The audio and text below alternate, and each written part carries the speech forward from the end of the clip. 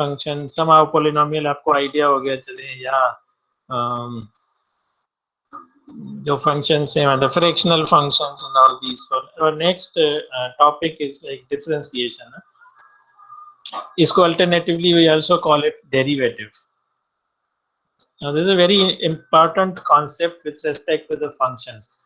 Functions की importance आप लोगों को मतलब पता है कि it's a relation between independent and dependent variables. आप उसमें represent करते हैं अपनी जो चीजें हैं जो एक दूसरे पे depend कर रही हैं. Now to quantify the measure of the dependency, this thing is called differentiation. कितनी depend कर रही है, ठीक है, और किस रीजन में कितनी डिपेंड कर रही है, दिस इज कॉल्ड डिफरेंशिएशन. अब जैसे एक एग्जांपल, अनफॉर्चुनेटली उसको अगर अलजेब्राइकली में लिखूंगा एज एन एग्जांपल तो it will be hard to let's say get insights. तो लेट्स से ये एक फंक्शन है y is equal to f of x and this is x, this is y. ये उसका ना ग्राफ है इस तरह, ठीक है. अब एक्सपोनेंशियल लटके तो या जी हाँ, मतलब ये नेगेटिव भी जा. नाउ लुक दिस फंक्शन, आप x की इस इंटरवल में, अगर मैं सिर्फ इस इंटरवल की बात करूं, खास इस इंटरवल में, तो y की जो वैल्यूज हैं वो ये है ना, इसमें वैल्यूज उसकी फ्लक्चुएट हो रही हैं, पहले डिक्रीज हो रही हैं और फिर बढ़ रही हैं, लेकिन वो डिक्रीज भी कोई इतनी ज्यादा नहीं हो रही, थोड़ी सी डिक्रीज फिर थोड़ी सी इंक्रीज हो रही है. Do you get my point? एक खास x की वैल्यूज हैं, उसके लिए जो y की वैल्यूज हैं उनकी डिपेंडेंसी है, that is different. And now we have another interval from this one to this one. इसमें मुसलसल डिक्रीज हो रही है y की जो प्राइस या जो भी है वैल्यू, वेरी स्लोली थोड़ा सा डिक्रीज हो रहा है उसमें, ठीक है. And let's talk about now this interval. So what do you see? तो यहाँ पर बहुत ज्यादा डिक्रीज हो रही है, यहाँ पर भी डिक्रीज हो रही है, लेकिन लाइक दिस ना, यहाँ पर पहले डिक्रीज फिर इंक्रीज थोड़ा सा, ठीक है. सो ये है आपका बिहेवियर या क्वांटिटी जिससे वो चेंज हो रही है y की वैल्यू, डिपेंडेंट वेरिएबल की value with respect to x. Automatically change नहीं हो रही, जब आप x चेंज कर रहे हैं तो आपकी y की वैल्यू या तो डिक्रीज हो रही है या increase. So with respect to x, तो इस चीज को हम कहते हैं, this phenomena is called derivative और differentiation of y with respect to x. ठीक है. so this is differentiation. ये इस चीज को आपको बताता है, मतलब रेट ऑफ चेंज के कितनी उससे रेट से चेंज हो रही है, और इसकी मैथमेटिकल डेफिनेशन वगैरह जो है उसमें ये लिमिट्स इन्वॉल्व होती हैं. तो we will not, I mean, talk about this one, but just know the limits of function. और ये जो डेफिनेशन है इसका मतलब ये है कि now this is function f of x is equal to y. इस नोटेशन का मतलब ये है कि when x is going to a from 0, of course, ठीक है, तो आपका f of x किस तरफ जाएगा. Now let's talk about this example, and now this is 10, this is 5. So when x approaches to 10, f of x approaches to or goes to what? 0. ठीक है, 0 की तरफ जा रहा है ना. जब x 10 है तो y की वैल्यू क्या है? 0. ठीक है. So this is what I mean the limit is. और ये हम उस वक्त सिर्फ जस्ट कीप इन माइंड कि ये सिर्फ उस वक्त फाइंड करते हैं जब एग्जैक्टली वैल्यू फाइंड ना कर सकते हो, पर आप लोग ऐसी कोई सिचुएशन नहीं देखते. So I don't want to mean push you in that situation कि आप इनको इतना रिगोरसली देखें तो जस्ट स्किप दिस लिमिट। ये वैसे भी आपके आउटलाइंस में भी नहीं है, वहाँ पर डायरेक्टली डेरिवेटिव्स हैं या डिफरेंशिएशंस हैं, ठीक है। तो लिमिट्स को आप कंप्लीटली स्किप करके एंड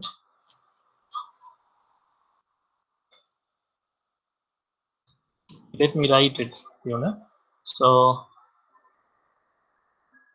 jump to differentiation ना, ठीक है। so this is starting point of the derivative, average rate of change।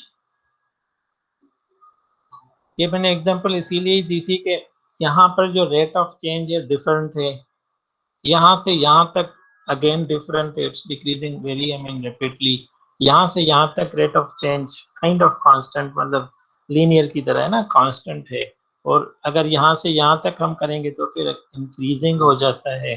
सो इस पूरे सारे रेट का एवरेज अगर निकालना हो हमें, यहाँ भी यहाँ भी यहाँ भी यहाँ भी, के भाई ये शुरू से लेके, तो मतलब एक ग्लोबली हमें मिल जाएगी रेट ऑफ चेंज क्या है ना, चेंज कैसे हो रहा है। और वो ऑफ कोर्स उसमें एक्स इन्वॉल्व होगा, क्योंकि जब हम एक्स पुट करेंगे तो उस खास एक्स की वैल्यू के आसपास हमें रेट ऑफ चेंज मिल जाएगा। मतलब अगर मैं एक्स की वैल्यू यहाँ पुट करूंगा तो यहाँ का रेट ऑफ चेंज मिलेगा, और अगर एक्स की वैल्यू यहाँ पुट करूंगा तो यहाँ वाला rate of change. So average rate of change, slope of the straight line, okay just so this is average rate of change and it is also called slope। कि उस point पर आपका ना y2 माइनस अगर 2 points हो तो slope आपका इस तरह फाइंड होता है। मतलब 2 पॉइंट्स होती हैं आपके पास और y2 minus 5 x2 minus x1। Now this is interesting again in a sense के कर्व का स्लोप कैसे होता है। मतलब फॉर एग्जांपल ये है ना, तो एक पॉइंट ये है और दूसरा पॉइंट सपोज करें ना ये है, तो ये तो स्ट्रेट लाइन है, इसका तो स्लोप आपको मिल जाएगा y2 minus y1 divide by x2 minus x1।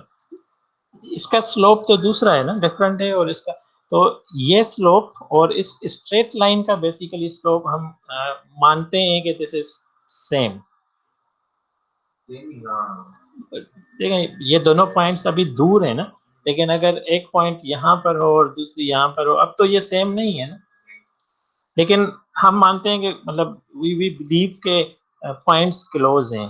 वो जो लिमिट वाला सीन है ना कि इनका डिस्टेंस आपस में पॉइंट्स का कम है, तो अगर मैंने इस पॉइंट पर स्लोप चाहिए मुझे, तो इसके आसपास एक और पॉइंट लेता हूँ, ये स्ट्रेट लाइन बनाता हूँ, ये स्लोप इस तरह फाइंड करता हूँ, ये 2 पॉइंट्स लेके, और वो स्लोप उस कर्व का स्लोप होता है।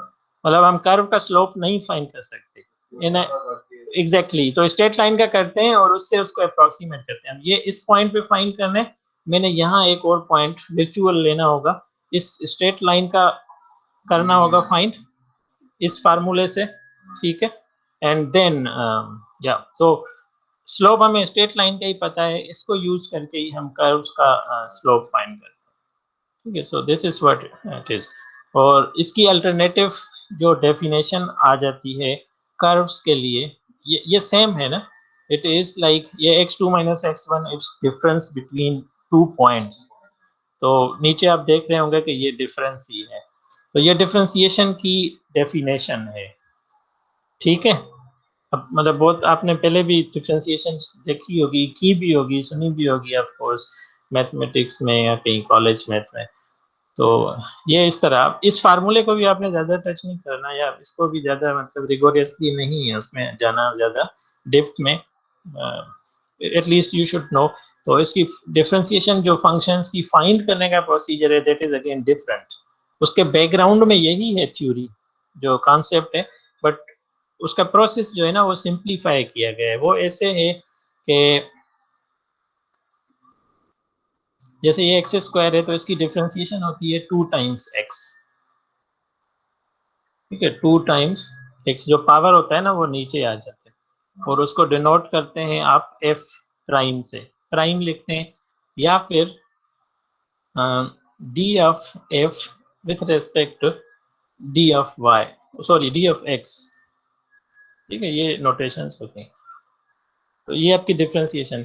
यहाँ पर स्टिल उसको जो है वो ज्यादा इन डेप्थ में दिखाया गया है, वो ऐसे कि find the general expression of the difference quotient of the function, ये जो ऊपर है, find the slope of the line connecting these 2 points using 2 point formula, उनको कंपेयर किया गया और डेरिवेटिव, बदल ये सिंपल डेरिवेटिव है, या हम इस तरह इसको फाइंड करते हैं। So again skip all these, I mean quite mathematical things which has a lot of mathematicity, जैसे एसिडिटी होती है ना, तो इसमें मैथमेटिसिटी है ना क्या।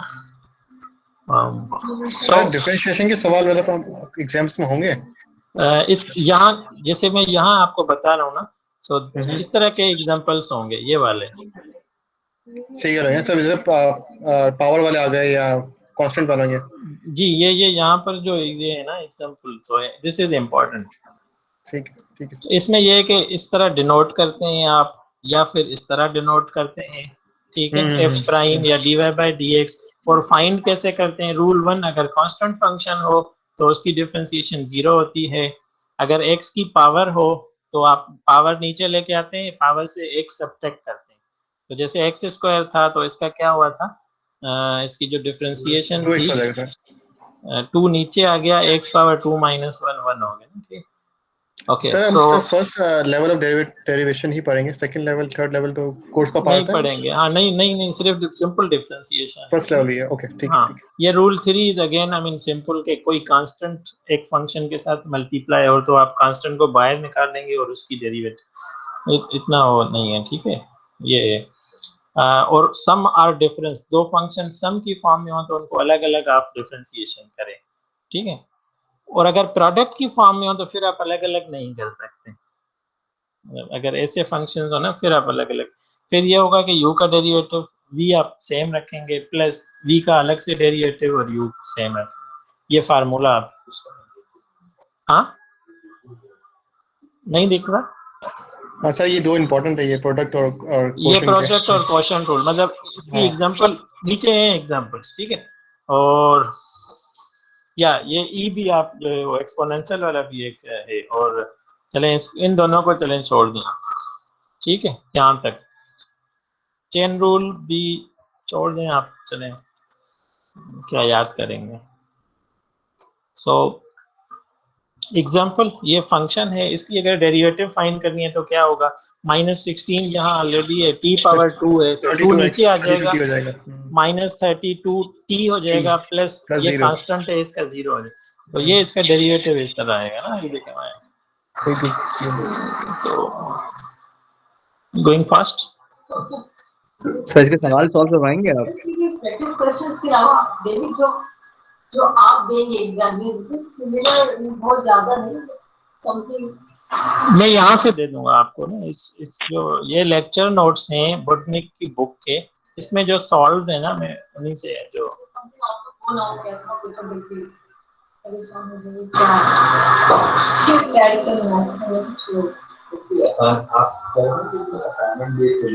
क्वेश्चन मेरे पास पड़े हुए हैं, उनके टाइम के वो अपलोड कर दूं आपके, ये this is states in math and this is homework, ये आपकी लीनियर इनइक्वालिटीज आपको शायद दे दी थी मैंने, ये मैंने अपलोड की थी ना, यही थी ना 6 में, ओके। इसी तरह क्वाड्रेटिक भी मैंने कहीं रखी थी निकाल के,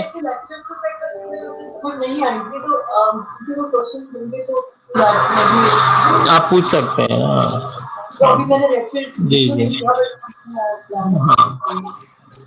तो ये इसी का असाइनमेंट भी दे दें, डिफरेंशिएशन के भी और क्वाड्रेटिक की भी, तो थोड़ी प्रैक्टिस हो जाएगी। एग्जैक्टली मैं चलिए सिंपल थोड़े से क्वेश्चन निकाल के ना अपलोड कर देता हूँ इस दिन असाइनमेंट, ठीक है। हाँ चलो मैं कर देता हूँ, यहाँ रखी नहीं गई, मिल जाती है अपलोड, डिफरेंस 9 हो गए।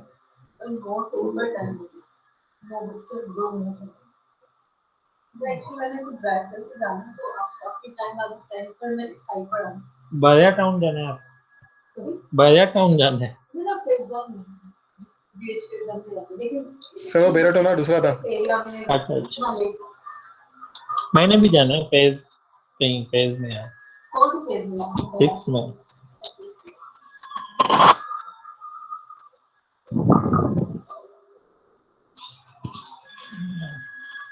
चलो डिफरेंशिएशन तक हमने कर लिया और जिसकी ख्वाहिश थी वो इंटीग्रेशन वाली, वो हम अभी नहीं कर सकेंगे, ठीक है, सर वो क्योंकि मेरी क्वेश्चन है बिल्कुल। We do not have time. मैं ऐसा करूंगा, उसकी एक वीडियो बना के ना वो अपलोड कर दूंगा, वो आप खुद उसको ना देखिए।